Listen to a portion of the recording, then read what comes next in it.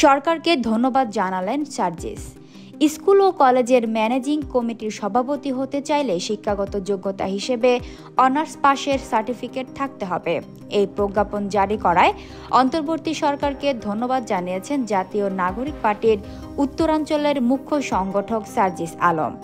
বুধবার বিকেলে ফেসবুকে নিজের ভেরিফাইড পেজে দেওয়া এক পোস্টে তিনি ধন্যবাদ জানান।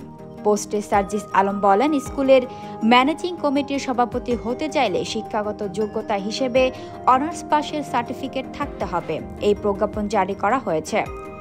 অন্তর্বর্তীকালীন সরকারকে এই উদ্যোগের জন্য ধন্যবাদ।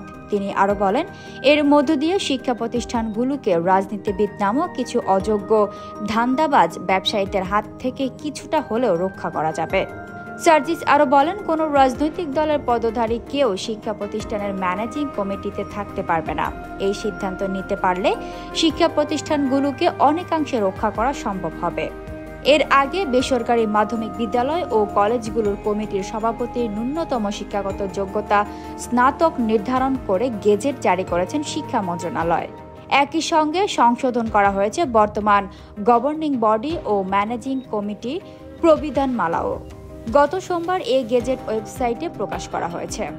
Fatema Tuz, Zohra, people voice television, Dhaka.